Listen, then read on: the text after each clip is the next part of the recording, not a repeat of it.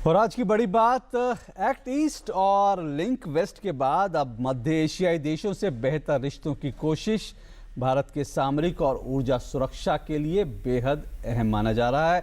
और इसी विषय पर हम चर्चा करेंगे। हमारे आज के खास मेहमान अशोक सज्जनहार, पूर्व राजनयिक, उनके साथ बहुत बहुत शुक्रिया अशोक जी। अशोक जी, अगर विदेश नीति के मोर्चे पर इस सरकार की बात करें, जिस रफ्तार से लगातार तेजी से सरकार काम कर रही है और उसकी समग्रता के हिसाब से ये दौरा कहाँ फिट इन होता, कैसे देखते हैं? ये वाला एक क्षेत्र है मध्य एशिया का क्षेत्र जिसको कि हमने बहुत देर से निगलेक्ट किया है। इसके ऊपर हमने ज़्यादा ध्यान नहीं दिया है, ज़्यादा तवज्जो नहीं दी है। मैं आप के दर्शकों को ये बताना चाहूँगा, अगर आप देखें जब से ये देश आज़ाद हुए हैं 1991 में, जब सोवियत यूनियन का, सोवियत संघ का डिसइंटीग्रेशन हुआ और ये सब पांचों जो देश हैं मध्य एशिया में ये इंडिपेंडेंट हुए, उसके बाद प्रधानमंत्री जब थे नरसिम्हा राव जी, वो तो पहले 2-3 साल में 4 देशों में उन्होंने यात्रा की। परंतु अगर आप पिछले 10 साल में देखें तो ये क्षेत्र बहुत ही महत्वपूर्ण है। और अभी आपने दिखाया भी है, ऊर्जा की तरीके से, सुरक्षा के तरीके से, कनेक्टिविटी के तरीके से, इंफ्रास्ट्रक्चर के तरीके से, व्यापार के तरीके से, कल्चर, संस्कृति के तरीके, सभी तरीकों से हमारे लिए बहुत ही महत्वपूर्ण है। परंतु इस महत्व को नज़रअंदाज करते हुए पिछले 10 साल में केवल 2 बारी यहाँ पर हमारे जो प्रधानमंत्री हैं वो जा चुके हैं। लोग इसकी तुलना 1955 में जब पंडित जवाहरलाल नेहरू प्रधानमंत्री के रूप में गए थे, हालांकि तब ये एक ही देश थे, लेकिन उन्होंने ट्रेन से 10 दिन का सफ़र किया था, इन तमाम क्षेत्रों को उन्होंने कवर किया था।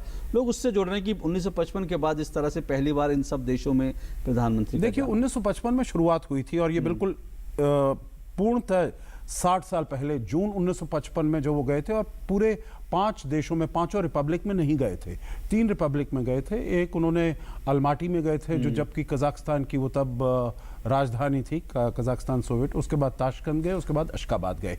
3 उधर रिपब्लिक्स का उन्होंने दौरा किया था 10 दिन में जाकर वहां पर। उसके बाद नरसिम्हा राव, जैसे मैंने कहा, वो उन्होंने 4 देशों में गए, और अभी जो है प्रधानमंत्री जा रहे हैं 5 देशों में। मेरे विचार से ये बहुत ही अहम निर्णय लिया है, बहुत ही सिग्निफिकेंट है ये, क्योंकि ये एक सिग्नल भेजता है, एक मैसेज भेजता है कि भारत इन देशों के साथ अपने परस्पर संबंधों को बढ़ाने के लिए बहुत ही इच्छुक है और आतुर है। और चीज़ अगर आप देखें, जो वहाँ पर पिछले कुछ सालों से ही चीन ने वहाँ पर बहुत ही अपना प्रभाव बढ़ा लिया है। तो इस लिहाज से भी, क्योंकि 2013 में चीन के राष्ट्रपति शी जिनपिंग वहाँ गए थे और कई उन्होंने इंफ्रास्ट्रक्चर में और वहाँ पे निवेश की चीन की तरफ से वहाँ पर ऐलान किए, तो इस लिहाज से क्या उससे भी लोग कंपैरिजन कर रहे हैं? मीडिया में तो कम से कम एक कंपैरिजन किया जा रहा है, तो उस दृष्टि से भी क्या देखना सही होगा? नहीं, मेरे विचार से देखना सही नहीं होगा, क्योंकि हमारे जो संबंध हैं, हमारे जो रिश्ते हैं इन देशों से, वो अपनी मेरिट पर हैं। क्योंकि हमको अपनी जो एनर्जी नीड्स हैं, एनर्जी डिमांड है, हमारी यहाँ पर ज़रूरत है, उसको पूरा करने के लिए हमें वहाँ से तेल चाहिए। तापी, आपको मालूम है, तुर्कमेनिस्तान से कितने सालों से उसके बारे में बातचीत हो रही है, उसको हमें आगे बढ़ाना है। जैसे कि बताया गया है, यूरेनियम कजाकिस्तान में बहुत अधिक मात्रा में है। पूरी दुनिया में चाहे रिजर्व ऑस्ट्रेलिया में ज़्यादा हो, परंतु जो प्रोडक्शन है वो कजाकिस्तान का करीब 20,000 टन है एक साल में।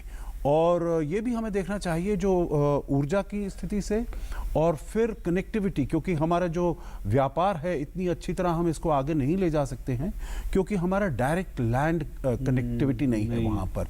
तो इस हिसाब से international north south transport corridor वहाँ वो बन रहा है, कजाकिस्तान से शुरुआत करते हुए तुर्कमेनिस्तान के से होते हुए ईरान में, और फिर नीचे बंदर अब्बास।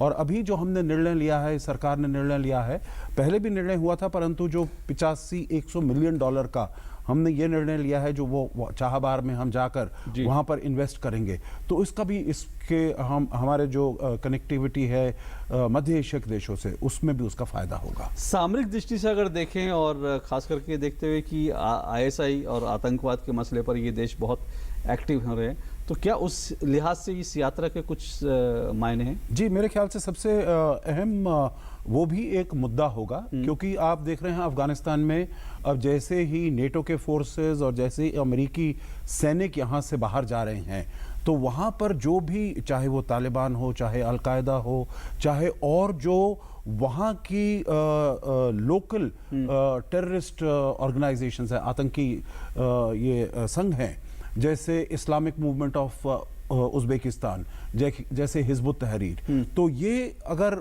फैलते हैं तो चाहे ये तजिकिस्तान में हो या किर्गिस्तान में या उज़्बेकिस्तान में, तो इनकी हालत बहुत ही नाजुक है।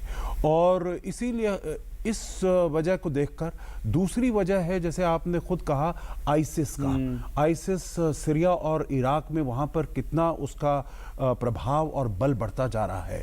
और यहाँ पर भी देखने को आया है, चाहे वो तजिकिस्तान में हो या वो नॉर्थ अफ़गानिस्तान में या किर्गिस्तान में, तो यहाँ के जो युवा वर्ग में हैं, जो युवा महिलाएं हैं, युवा पुरुष हैं, वो इसकी तरफ बहुत आकर्षित हो रहे हैं और यहाँ से वो बहुत लोग जा रहे हैं।